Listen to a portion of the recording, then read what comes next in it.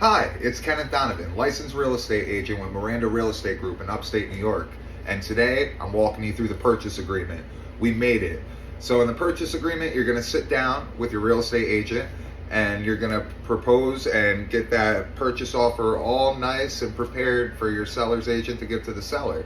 So in that, it's going to be more than just a offer, a price. It's going to have a proposed closing date. It's going to have any contingencies in there, any special requests, and we're going to have that love letter in there too.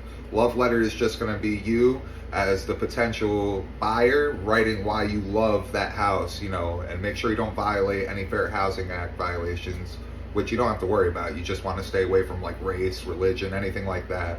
But just stick to why you love the home. But no worries there. You could go over that with your real estate agent and your attorney to make sure you didn't violate nothing. And then after that, you're going to submit the offer to the seller's agent. They're going to review the offer with the seller, and they're either going to accept the offer, they're going to deny the offer, or in most cases, they're going to counter the offer.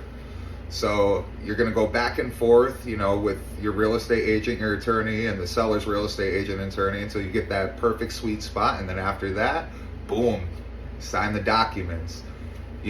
But that still has those contingencies in place. So once you get there and you get to that mutual agreement, that's where you give the good faith deposit.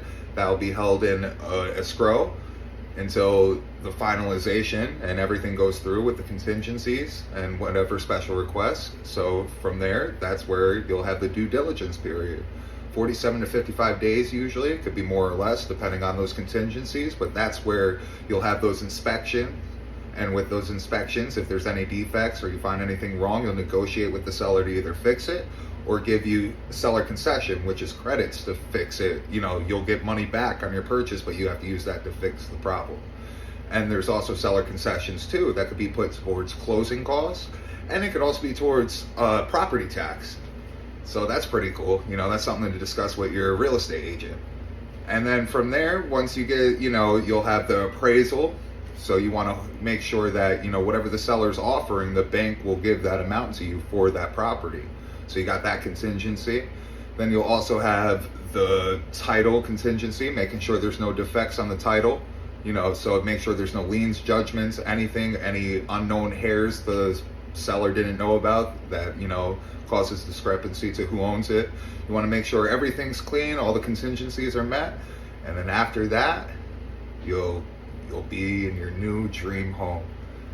So yeah, if you have any questions, comments, or concerns, please put them below, and make sure you follow, like, and subscribe for more content.